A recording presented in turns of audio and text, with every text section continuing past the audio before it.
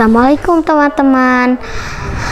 Hari ini aku akan bercerita tentang 50 cerita Islami terbaik untuk anak yang berjudul Raja Menguji Rakyatnya. Raja bijak ingin menguji kerajinan dan kepedulian rakyatnya. Sore hari, sang raja diam-diam menaruh batu di tengah jalan yang sering dilewati orang. Batu ini diletakkan persis di tengah jalan sehingga tidak enak dipandang dan menghalangi langkah orang. Sang raja sengaja mengetahui sikap rakyatnya yang berlalu lalang di jalan tadi.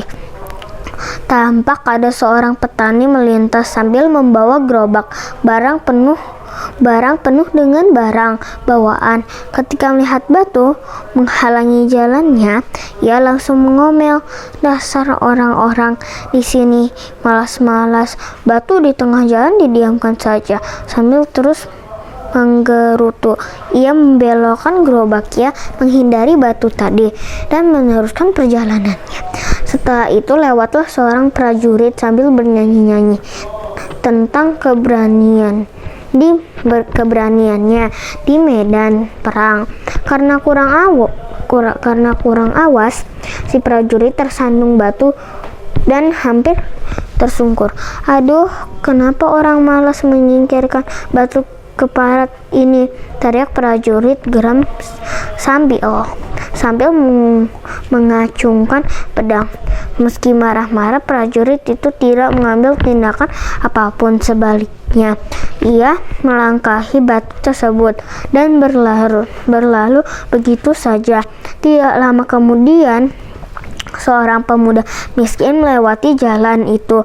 Ketika melihat batu tadi, ia berkata dalam hati, "Hari sudah mulai gelap. Bila orang melintas di jalan ini dan tidak berhati-hati, pasti akan tersandung. Batu ini bisa mencelakai orang." Walaupun lelah bekerja keras seharian dengan susah payah, pemuda itu memindahkan batu ke pinggir jalan. Setelah memindahkan batu, pemuda itu terkejut melihat sebuah benda tertanam di bawah batu yang dipindahkannya. Sebuah kotak berisi sepucuk surat yang isinya berbunyi, "Untuk rakyatku yang rela memindahkan batu penghalang ini, karena engkau rajin dan peduli kepada orang lain, maka terimalah 5 keping emas yang ada dalam kotak ini sebagai hadiah dari rajamu." Pemuda miskin itu langsung bersujud syukur dan memuji kedermawan rajanya. Peristiwa itu pun menggemparkan seluruh negeri. Raja telah berhasil mengajarkan pentingnya nilai kerajinan dan kepedulian terhadap sesama, serta keberanian dalam menghadapi rintangan. Teman-teman, pemimpin yang baik adalah yang perhatian kepada rakyatnya. Ia ingin mengetahui keadaan warganya, apakah mereka pemalas atau rajin. Ia juga ingin tahu apakah mereka punya cukup makanan atau tidak. Dari cerita ini juga kita belajar menjadi orang yang rajin dan ikhlas, memikirkan kepentingan orang banyak. Karena orang yang demikian akan dicintai Allah dan disenangi banyak orang. Itu saja ya teman-teman dari ceritaku. Teman-teman, aku akan lanjut ceritanya ya, yang berjudul Si Belang, Si Botak, dan Si Buta. Ada 3 orang dari Bani Israel, yaitu si belang, si botak, dan si buta.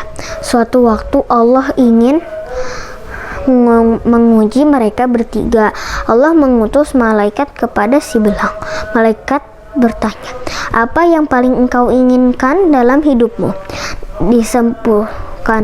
Disembuhkan penyakitku dan diberi kulit indah agar orang tidak jijik melihatku," kata si belang berharap. Malaikat lalu mengusap si belang dan tiba-tiba cacatnya hilang, kulitnya bersih dan bercahaya. Malaikat balik bertanya, "Binatang apa yang paling menyenangkan hatimu unta? Jawabnya. Lalu malaikat memberinya unta hamil. Semoga Allah memberkatimu atas apa yang engkau miliki, kata malaikat.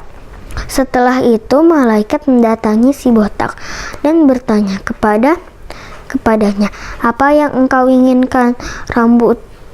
Inginkan rambut yang indah. Malaikat lalu mengusap kepalanya dan tiba-tiba tumbuh rambut indah di atasnya. Binatang apa yang paling menarik hatimu? Sapi, jawab si botak. Malaikat lalu memberinya sapi hamil. Semoga Allah memberkahi hartamu. Terakhir, malaikat mendatangi si buta.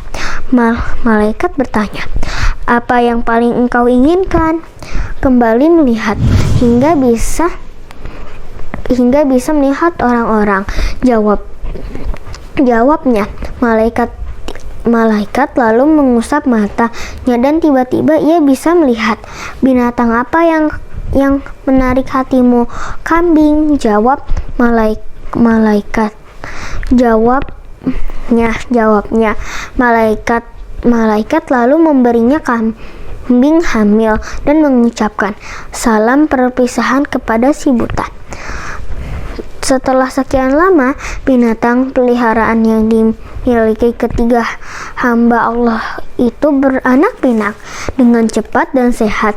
Tanpa terasa jumlah hewan peliharaan mereka sudah banyak hingga memenuhi lembah tempat mereka masing-masing tinggal. Dalam bentuk berbeda, malaikat ditugaskan Allah mendatangi si belang. Malaikat bertanya, aku orang yang malang, aku kehabisan bekal dalam perjalananku ini. Tidak ada yang bisa menyampaikan kepadaku tujuan selain Allah dan engkau. Tolonglah aku. Urusanku sangat banyak. Aku tidak bisa memberimu apa-apa, kata si belang. Sepertinya aku pernah mengenalmu.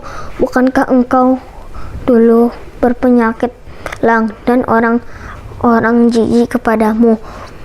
Bukankah dulu engkau orang miskin, lalu Allah memberimu rezeki? Kau keliru, aku mewarisi harta ini dari nenek moyangku, balas si belang. Jika engkau berdusta, Allah akan membuatmu seperti dahulu, kata malaikat sambil meninggalkan si belang. Kemudian malaikat mendatangi si botak dan meminta bantuan. Sebagaimana yang dilakukannya kepada si belang, tak berbeda. Si botak pun memberikan jawaban serupa. Malaikat hanya berkata, jika engkau berdusta, Allah akan membuatmu seperti dahulu. Setelah itu malaikat juga mendatangi si buta. Malaikat pun menyampaikan permintaan serupa dengan tulus. Si buta menjawab, sesungguhnya dahulu aku adalah orang yang buta, lalu Allah mengembalikan penglihatanku. Ambillah apa yang engkau sukai dan tinggalkanlah apa yang tidak engkau sukai, karena semua ini titipan Allah. Malaikat yang menyamar itu berkata, aku malaikat yang ingin mengujimu. Allah senang kepadamu dan marah kepada dua temanmu. Hikmah ceritanya, teman-teman, dalam hidup ini banyak ujian yang dihadapi manusia, dan seringkali ujian itu datang dengan tiba-tiba. Apa yang ada pada kita semua milik penciptanya. Yakini Allah, Dia akan mengambil sesuka-sukanya kapan dan di mana saja Dia kehendaki. Cerita di atas memberikan kita nasihat berharga bahwa segala sesuatu yang diberikan Allah hanyalah titipan sementara. Suatu saat akan kembali padanya. Karena itu kita harus rela dan ikhlas. Itu saja ya teman-teman dari ceritaku. Jangan lupa like dan subscribe. Wassalamualaikum warahmatullahi wabarakatuh.